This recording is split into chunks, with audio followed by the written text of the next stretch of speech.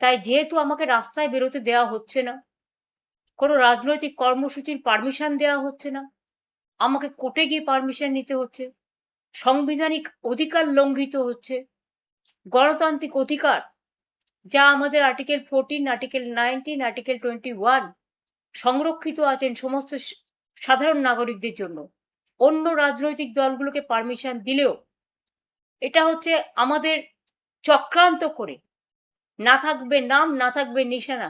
যদি রাজ্যের প্রথম প্রধান এটা বলে, তো ন্যাচারালি রাজা যা বলে তার দ্বিগুণ করে তার পারিষদ। আজকে দুঃখের ব্যাপার, আমাদের সাধারণ মানুষ সহ আমাদের কর্মীদের প্রায় হাজার হাজার কেস দেওয়া হয়েছে। যারা জানে না তাদের অপরাধ কি, জোর করে পঞ্চায়েতগুলো দখল করা হয়েছে, মিউনিসিপ্যালিটিগুলো দখল করা হয়েছে, জেলা পরিষদগুলো দখল করা হয়েছে, এবং ঘরে বসে ডিলিমিটেশন করছে। সেন্সাসের কাজ শুরু হয়েছে, কিন্তু কোনো পলিটিক্যাল পার্টিকে ইনভলভ করা হয়নি, অন্তত আমাদের তো হয়নি। তাহলে বুঝুন সেন্সাসে কার নাম থাকবে আর জনগণনায় কার নাম বাদ যাবে। আবার যে আর একটা এসআইআর এর পাল্টা এসআইআর হচ্ছে না, এমনিতেই তো 32 লক্ষ লোকের নাম এখনো ওঠেনি। এর জন্য তো আমি সুপ্রিম কোর্টেও গিয়েছিলাম, ভেবেছিলাম বিচার পাবো, কিন্তু বিচারের বাণী বিশ্বকবি রবীন্দ্রনাথ ঠাকুরের ভাষায় আজও নীরবে নিভৃতে কাঁদে। এর জন্য গণ আন্দোলন এবং সচেতনতা বৃদ্ধি হওয়া দরকার, সবাইকে একজোট হয়ে লড়ার দরকার। যারা ভাবছে আমি একেলা লড়বো, আমাকে তো পারমিশন দিচ্ছে মিটিংয়ে, তৃণমূল কংগ্রেসের মমতা ব্যানার্জিকে নাইবা দিল, তাতে আমরা গেনার হব। আমি বলে তারা সবচেয়ে বড় লুজার। আমি আইন মেনে চলি বলে পারমিশন চাইছি, কিন্তু মনে রাখবেন আইন যদি বেলাইন হয় প্রশাসনের কাছে, তাহলে মনে রাখতে হবে আমাদেরও প্রোগ্রাম করার অধিকার আছে, আন্দোলন করার অধিকার আছে। যেহেতু আমাকে দেখ কেমন লাগে। আপনি কি করেছিলেন? আপনি যখন সরকারে ছিলেন তখন কি করেছিলেন? আপনি বা আপনার সরকার, আপনার পুলিশ বিজেপিকে পারমিশন সহজে দিত? আজকে যিনি মুখ্যমন্ত্রী হয়েছেন শুভেন্দু অধিকারী, তিনি যখন কোনো কর্মসূচি নিতেন বা কোথাও যেতে চাইতেন, পারমিশন দিত আপনার পুলিশ? আপনি দিতেন, নাকি তাকেও কোর্টে ছুট কাটিয়েছিলেন? আমি তো জানি যে 100+ এতবার শুভেন্দু অধিকারী কলকাতা হাইকোর্টে যেতে বাধ্য হয়েছিলেন তার কর্মসূচি করার জন্যে, অনুমতি পাওয়ার জন্যে। পুলিশ দেয়নি, তো সেটাকে চ্যালেঞ্জ করে হাইকোর্টে গেছিলেন। 100+। আর কেস টেস, এই যে বলছেন না এত কেস, কি কেস জানতেই পারছেন না, মানে ফেক কেস যেটা আর কি বলতে চাইছেন। এসব গল্প এখন কাকে শোনাচ্ছেন? আপনি তো এর ইতিহাস তৈরি করে ফেলেছেন। মানুষকে ফেক কেস দিয়ে সমস্যায় ফেলা, জব্দ করা, এতে তো আপনি মাস্টারপিস ছিলেন। আপনি তো রাস্তা দেখিয়েছেন। সেই রাস্তাতে যদি কোথাও এখন কেউ হাঁটতে শুরু করেন, জানি না সেটা হচ্ছে কি না, কিন্তু হওয়ার কথা না। কারণ এখন যে সরকারটা এসছে তারা কিন্তু ওই প্রতিহিংসামূলক কেস টেস, পাল্টা কেস দেওয়া হবে এইরকম আমি তো সেরকম দেখছি না। যারা জেনুইন অন্যায় করেছেন তাদের তো কেস হবেই। ওনার ভাইপোর বিরুদ্ধে তো কেস তো হবেই। উনি সেবাশ্রয়ের নাম করে মানুষের হাত পা কেটে বাদ দেওয়ার ব্যবস্থা করে দিয়েছেন, আরও সব কথা কী করেছেন, সেই কেস তো হবেই। কিন্তু ফেক কেস দিয়ে মানে জব্দ করা, প্রতিহিংসা ব্যাপারটা, সেটা কিন্তু আমার নজরে নেই।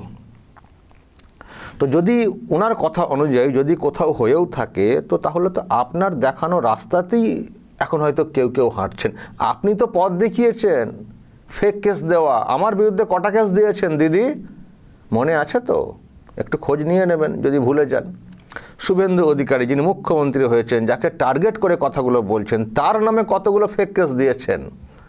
আজকে খুব কষ্ট হচ্ছে না? অনেকের নামে কেস টেস হচ্ছে, বাড়ি ছাড়া, পুলিশে মানে গ্রেপ্তারির ভয়ে ছুটে বেড়াচ্ছেন। হয়তো আপনার ওখানেও কেউ গিয়ে উঠছেন, আপনি হয়তো কাউকে লুকিয়েও রাখছেন, কারণ এটা আপনার অভ্যেস, আপনার কথাতে পরিষ্কার হয়ে গেছিলো।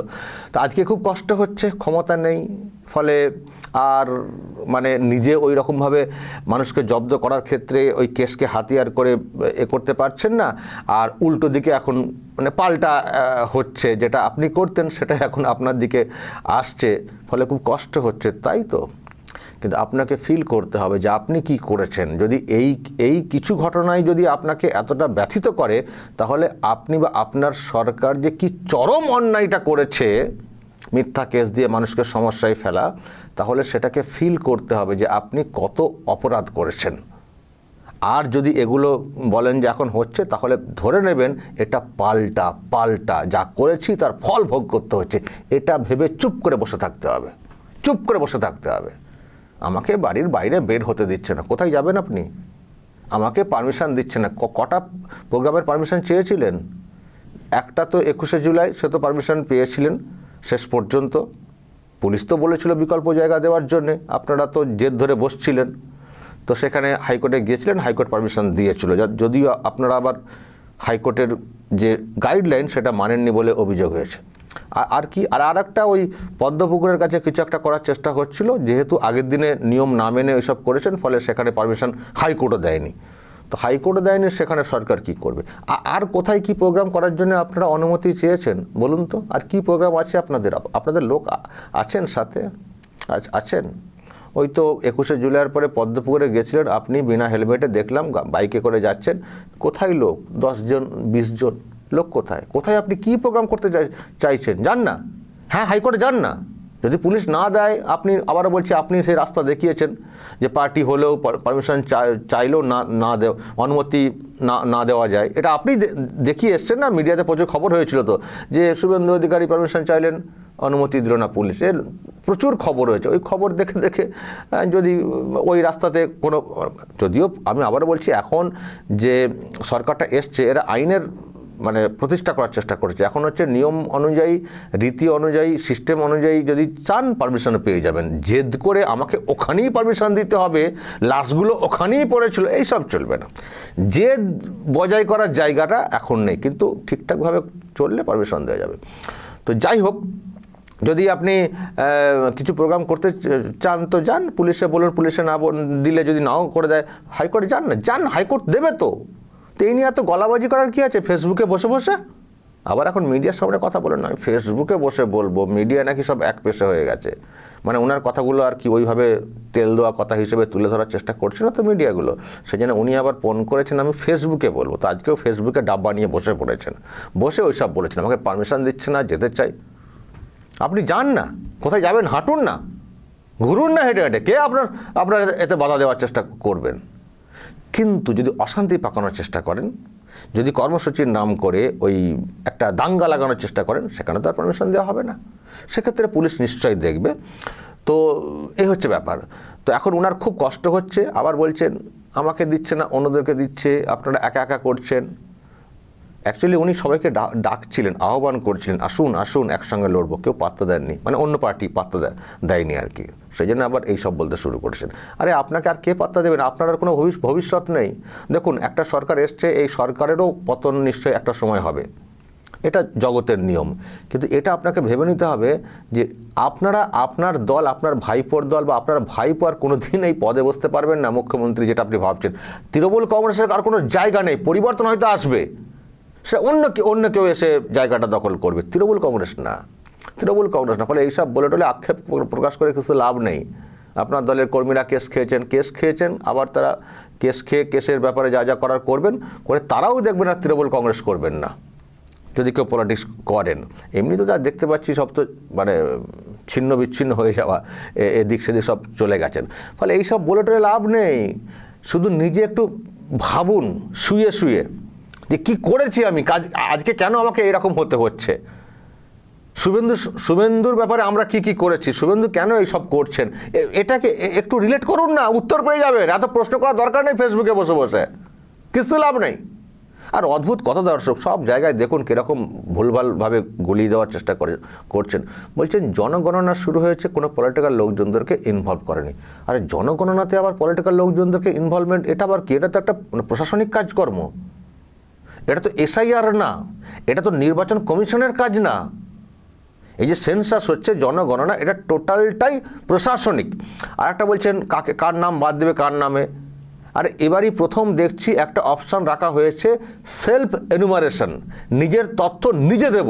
তো এর থেকে বড় সহজ রাস্তা আর কি, যাতে প্রত্যেক মানুষ তার নিজের মতো করে এটাকে ফিল আপ করতে পারেন। তো এখানে আবার পলিটিক্যাল পার্টির লোকেরা না থাকলে বাদ দিয়ে দেবেন, কি কোত্থেকে কী বলছেন? এটা ভোটারের কাজ হচ্ছে নাকি? ভোটার কাজ, কমিশনের কাজ হচ্ছে। জনগণনা আবার কবে আবার পলিটিক্যাল পার্টিদের লোকজনদেরকে ইনভলভ করা হয়েছিল? কবে? জনগণনা তো একেবারে টিপিক্যাল প্রশাসনিক কাজকর্ম।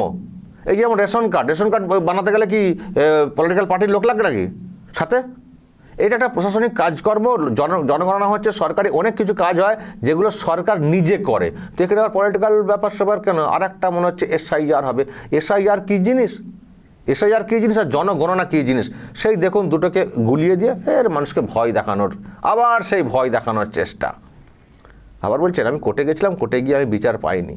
ওই রকমই আপনি গেছেন, নিশ্চয়ই বিচারের মতো ব্যাপারটা ছিল না, সেই জন্যই বিচার পাননি। কোর্টে গিয়ে আরও ডুবিয়ে দিয়ে এসছেন। এখানে হলে কমিশনের তরফ থেকে মানুষের নামটাম সব ঠিকঠাক উঠে যেত। টেকনিক্যাল কারণে কারো নাম বাদ গেলেও এখানকার মানুষ হলে ঠিক উঠে যেত নামটা। আপনি এমন ওখানে গিয়ে ট্রাইব্যুনাল করে দিয়ে চলে এসছেন, পুরো একবারে ফেসে গেছেন, যাদের নাম বাদ গেছে 27 লক্ষ না কি বলছেন, সব ফেসে গেছেন আপনার জন্য। আপনি বিচার তো আপনি পাবেন কি করে? আপনি সর্বনাশই তো আপনি তো সর্বনাশ করে দিয়ে এসছেন, আবার কী বিচার পাবেন? কত মানুষকে সমস্যা ফেলে দিয়ে চলে এসছেন। আবার দেখুন সেই এটাকে নিয়ে গোলানোর চেষ্টা হচ্ছে, আরও একটা কি SIR, আবার একটা SIR NRC করে মানুষকে ভয় দেখানোর চেষ্টা। এই হচ্ছে ওনার কাজ কারবার। তো এইরকম ভুলভাল বলবেন, ভুলভাল প্রচার করবেন, ওনাকে পারমিশন না দেওয়াটাই উচিত। এখন ফেসবুকের সুযোগ আছে, সে বলুন গে। ফালতু তো লোক খেপাবেন তো, আবার না নেমে পড়েন এখন জনগণনার বিরুদ্ধে, আবার না রাস্তায় নেমে পড়েন, দেখো জনগণনা এটাই SIR এটাই NRC বলে আবার না নেমে পড়েন। একে পারমিশন দেওয়া উচিত না। দেশ বিরোধী সব কাজকর্ম, এদের জন্য আজকে জনগণনা হয়নি। লাস্ট কতদিন বন্ধ ছিল জনগণনা? প্রত্যেক 10 বছর অন্তর এগুলো হয়ে থাকে। তো সর্বনাশ করেন তো না দেশের, মানুষকে ভুলভাল সব বুঝিয়ে। তো এখন আবার ওই সব বলে টলে লোক খেপানোর চেষ্টা করছেন, আর বলছেন আমাকে পারমিশন দিচ্ছে না, বাড়ি থেকে বেরোতে দিচ্ছে না। আপনি ছবি আঁকুন তো বসে বসে, ছবি আঁকুন। আপনার ছবি তো বিক্রি হয় কোটি কোটি টাকাতে, হয় না? এখন হয় না, নেওয়ার লোক এখন আর নেই। গান করেন, সিঁড়ি বানান তো, গান এই পুজো আসছে, হবে না এবারে? প্রতি বছর তো পুজোর সময় একটা করে গান লিখে দেন, আর ইন্দ্রনীল সেন নাকি গিয়ে টেয়ে দেন, হবে না এবার? সরকারের নীতি কী হয়েছে? শিল্পী সরকারের নীতি কী হয়েছে? ভালো করে গান একটা তৈরি করুন পুজো উপলক্ষে। এবার তো মনে হচ্ছে একটা ফিতেও কাটতে যেতে পারবেন না। পারবেন? জানি না, দেখা যাক। তো যদি বের হতে না দেন ছেড়ে দিন। আর পলিটিক্স আমি বললাম না, ভবিষ্যতে আপনার অন্ধকার, কিছু লাভ নেই। বাড়িতে বসে যা করতেন কিনা আপনার শিল্পী সত্তা আছে সেগুলো করুন, চেষ্টা করুন অন্তত। আগে তো মন দিয়ে করতে পারতেন না, এখন চেষ্টা করুন যদি ওখান থেকে 2 পয়সা হয়, এই চেষ্টা করুন, ফালতু সব ঝামেলায় না গিয়ে। আর আমরাও দেখব আপনার সত্যিকারের শিল্পী সত্তা কতটা আছে, যেটা সত্যিই মানুষকে আকৃষ্ট করবে। বই লিখবেন, প্রত্যেকটা কি লাইব্রেরিতে সব বই থাকবে, ওই বাধ্য করে না, নিজস্ব উদ্যোগে সদিচ্ছা থেকে আপনার কটা বই বিক্রি হয়, কটা গানের ক্যাসেট চলে, বা কটা ছবি বিক্রি হয়, এটা আমরা দেখব আপনার শিল্পী সত্তা কতটা আছে, আর কটা আপনি অ্যাওয়ার্ড পান বিদেশ থেকে, দেখব। দর্শক বলবেন যা বলার, এবং নজর রাখবেন আরামবাগ টিভিতে।